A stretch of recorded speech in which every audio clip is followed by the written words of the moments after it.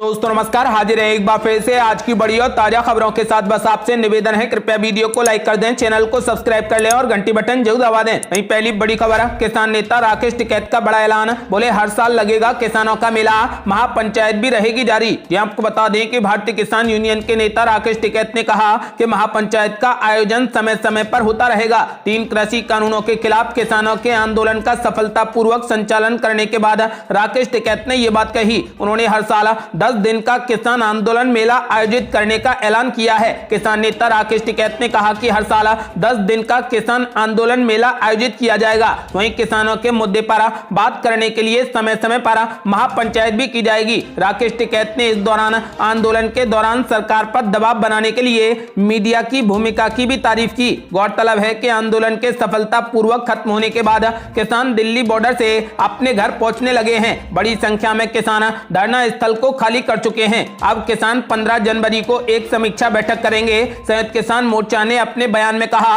कि अगर सरकार अपने वादों को पूरा नहीं करती है तो हम अपना आंदोलन फिर से शुरू करेंगे। यदि आप भी चाहते हैं कि एमएसपी पर कानूनी गारंटी मिले तो इस वीडियो को लाइक कर अपनी राय हमें कमेंट बॉक्स में जरूर दें। और बड़ी खबर, सिंगू बॉर्डर से 80% किसान घर वापस लौटे, 15 दिसंबर तक खाली हो जाएंगे दिल्ली के बॉर्डर। ये आपको बता दें कि केंद्र सरकार की ओर से 3 कृषि कानूनों को वापस लिए जाने के बाद किसानों ने दिल्ली की सीमाओं पर पिछले 1 साल से जारी आंदोलन को खत्म कर दिया है। दिल्ली की सीमा पर बैठे किसान अब अपने घर की ओर लौटने लगे हैं। हालांकि किसान नेता राकेश टिकैत का कहना है कि वो सबके जाने के बाद ही यहां से जाएंगे। न्यूज एजेंसी एएनआई ने जन किसान आंदोलन के उपाध्यक्ष दीपक लांबा के हवाले से जानकारी दी है कि सिंगू बॉर्डर से करीब 80% किसान वापस अपने घर चले गए हैं, जबकि गाजीपुर बॉर्डर से करीब 50% किसान अपने घरों की ओर लौट गए हैं। वहीं टीकरी बॉर्डर पर भी 60 से 70% किसान अपने घर की ओर लौट गए हैं। किसान नेता राकेश टिकैत पहले ही कह चुके हैं कि दिल्ली की सीमाओं से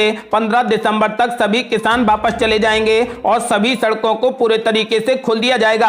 और ये बड़ी खबर, टीकरी बॉर्डर के पेट्रोल पंप मालिकों का छलका दर्द। बोले किसान आंदोलन से हुआ 7.5 करोड़ रुपए का नुकसान। ये आपको बता दें कि कृषि कानूनों के खिलाफ लगभग 1 साल के आंदोलन के बाद किसान अपने घर लौट रहे हैं। इस बीच दिल्ली पुलिस ने टीकरी बॉर्डर विरोध स्थल से बैरिकेड को हटाना शुरू कर दिया है। दरअसल दिल्ली पुलिस ने पिछले साल 26 जनवरी की हिंसा के बाद प्रदर्शनकारियों को राष्ट्रीय राजधानी में प्रवेश करने से रोकने के लिए सड़कों पर लोहे की धारदार कीलों के साथ बैरिकेड बढ़ा दिए थे। वहीं आंदोलनकारियों की वापसी से टीकरी बॉर्डर के पेट्रोल पंप मालिकों के साथ अब कारोबारी भी बहुत खुश हैं। टीकरी बॉर्डर पर किसान आंदोलन के शुरू होते ही आसपास के बने 5 पेट्रोल पंप पूरे तरीके से बंद हो गए थे। अब किसानों के जाने के बाद सभी पेट्रोल पंपों पर मेंटेनेंस का काम शुरू हो गया है। हालांकि पंपों को खुलने में करीब 1 सप्ताह का और समय लग सकता है। इसके साथ एक पेट्रोल पंप मालिक को 1 साल में करीब 1.5 करोड़ रुपए का नुकसान हुआ है। इस लिहाज से 5 पेट्रोल पंप मालिकों को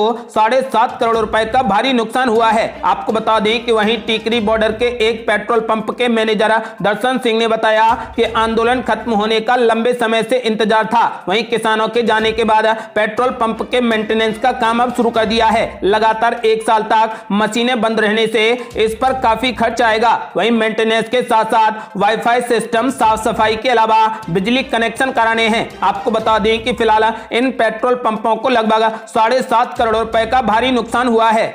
और ये बड़ी खबर, किसान नेता योगेंद्र यादव ने किसानों के प्रदर्शन स्थलों की चारधाम तीर्थ स्थान से की तुलना। ये आपको बता दें कि स्वराज इंडिया के अध्यक्ष और संयुक्त किसान मोर्चा के नेता योगेंद्र यादव ने दिल्ली की सीमाओं पर स्थित किसानों के 4 प्रदर्शन स्थलों की तुलना हिंदुओं के पवित्र तीर्थ स्थल चारधाम से की है। तीनों कृषि कानूनों की वापसी और अन्य सभी मांगों को मोदी सरकार की ओर से स्वीकार किए जाने के बाद विजय दिवस मना रहे किसानों को संबोधित करते हुए गाजीपुर बॉर्डर पर योगेंद्र यादव ने कहा कि ये दिन भाषण का नहीं है। किसानों ने जो कहा वो करके दिखाया। लगे हाथ उन्होंने प्रदर्शन स्थलों को चारधाम जैसे तीर्थ स्थल से भी जोड़ दिया। योगेंद्र यादव ने कहा कि अब हम नहीं बोलेंगे बल्कि किताबें और इतिहास बोलेगा, पूरा देश बोलेगा।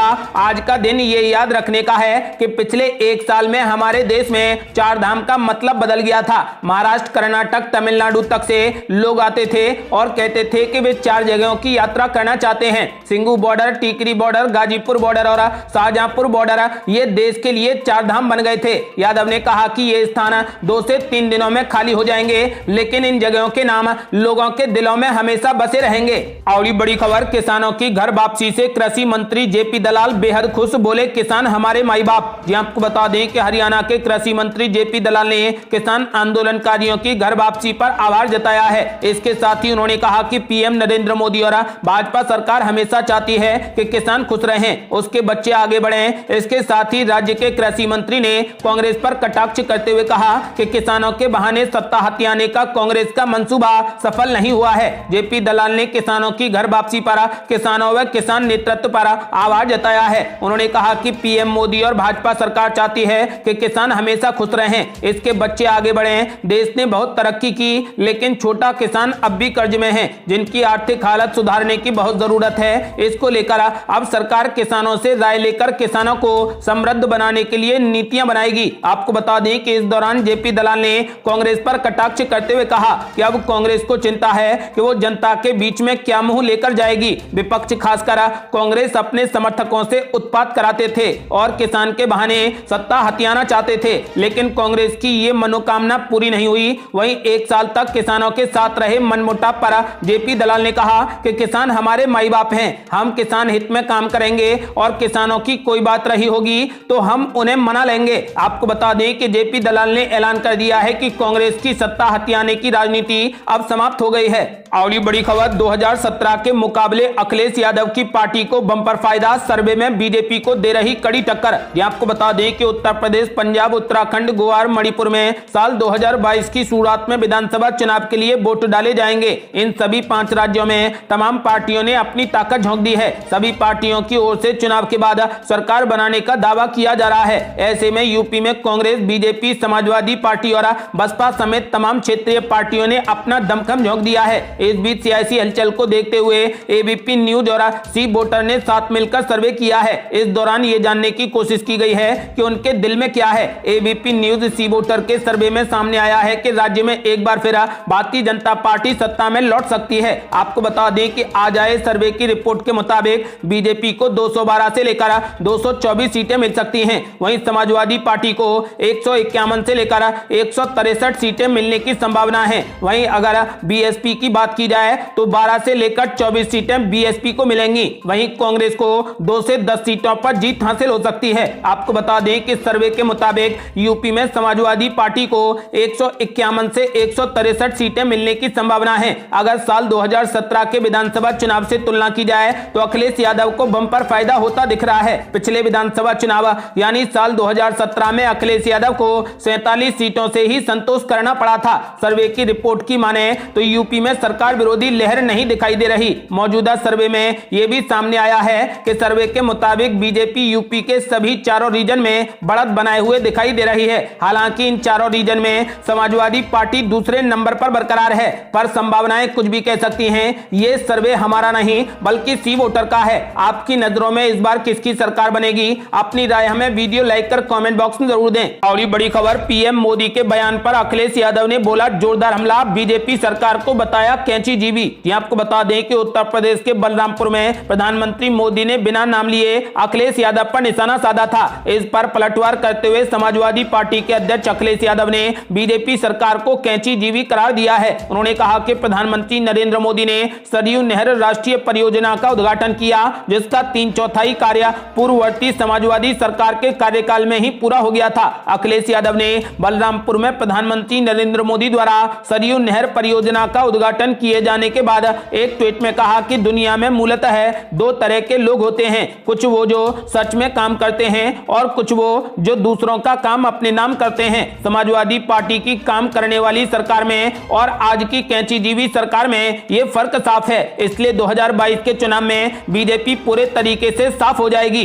अगली बड़ी खबर, गृह मंत्री अमित शाह ने विपक्ष पर बोला जोरदार हमला, बोले हिंदुओं को सालों तक किया गया अपमानित, मोदी सरकार में मिला सम्मान। ये आपको बता दें कि केंद्रीय गृह मंत्री अमित शाह ने कहा कि हिंदू समुदाय के आस्था के केंद्रों को कई सालों तक अपमानित किया गया और प्रधानमंत्री नरेंद्र मोदी के नेतृत्व वाली सरकार के 2014 में सत्ता में आने तक किसी ने भी इनका गौरव बहाल करने की परवाह नहीं की। मोदी सरकार अब ऐसे स्थलों के जीर्णोद्धार के लिए निडरता से काम कर रही है। उन्होंने कहा कि पहले लोग मंदिर मंदिरों में जाने से कतराते थे, लेकिन मोदी सरकार के साथ एक नए युग की शुरुआत हुई है। आपको बता दें कि अमित शाह अहमदाबाद में कठवा पाटीदार संप्रदाय की देवी मां उमिया को समर्पित उमिया धाम मंदिर के शिलान्यास समारोह में बोल रहे थे। ये मंदिर एवं अन्य भवन 74,000 वर्ग गज जमीन पर 1500 करोड़ रुपए की लागत से बन रहे हैं। उन्होंने सभा को संबोधित करते हुए कहा कि कई वर्षों तक हिंदू समुदाय के आस्था के केंद्रों को अपमानित किया गया और जब तक मोदी सरकार पूर्ण बहुमत के साथ केंद्र में सत्ता में नहीं आई तब तक किसी ने भी इनका गौरव बहाल करने की पहल नहीं की। और बड़ी खबर, जनता का विश्वास जीतने को बीजेपी ने बनाया खास प्लान, 6 जिलों में निकालेगी जन विश्वास यात्रा।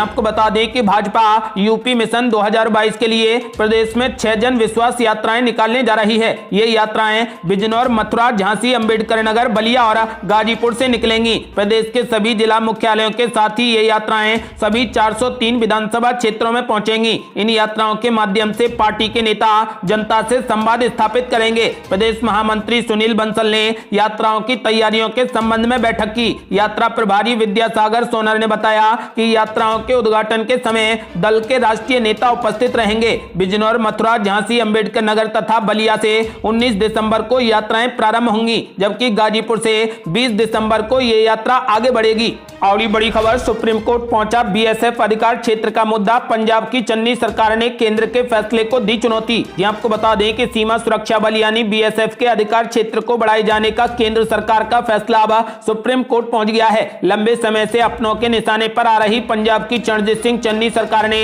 केंद्र के फैसले को सुप्रीम कोर्ट में चुनौती दी है। केंद्र सरकार ने बीएसएफ को असम, पश्चिम बंगाल और पंजाब में अंतर्राष्ट्रीय सीमा से पहले के 15 किलोमीटर की तुलना में 50 किलोमीटर के बड़े हिस्से में तलाशी, जब्ती और गिरफ्तारी का अधिकार दे दिया है। आपको बता दें कि प्रदेश सरकार ने अपनी याचिका में कहा कि बीएसएफ का क्षेत्रीय अधिकार बढ़ाना राज्यों के संवैधानिक अधिकार क्षेत्र का अतिक्रमण है। इस मुद्दे को लेकर विवाद खड़ा हो गया क्योंकि विपक्ष शासित पंजाब और पश्चिम बंगाल ने इस कदम की निंदा की और संबंधित राज्य विधानसभाओं ने केंद्र सरकार के इस फैसले के खिलाफ प्रस्ताव भी पारित कर दिए हैं। आपको बता दें कि अब पंजाब की चरणजीत सिंह चन्नी सरकार ने केंद्र के इस फैसले को सुप्रीम कोर्ट में चुनौती दे दी है। ये थी अब तक की बेहद बड़ी खबरें। यदि आप भी चाहते हैं कि भारत जल्द से जल्द कोविड मुक्त हो जाए और किसानों को न्याय मिले और एमएसपी पर कानूनी गारंटी मिले तो इस वीडियो को लाइक कर अपनी राय हमें कमेंट बॉक्स में जरूर दें। यदि आपने अभी तक हमारे चैनल को सब्सक्राइब नहीं किया है तो कृपया चैनल को सब्सक्राइब कर घंटी बटन जरूर दबा दें। जल्दी मिलते हैं बड़ी अपडेट के साथ, तब तक के लिए जय हिंद, जय भारत।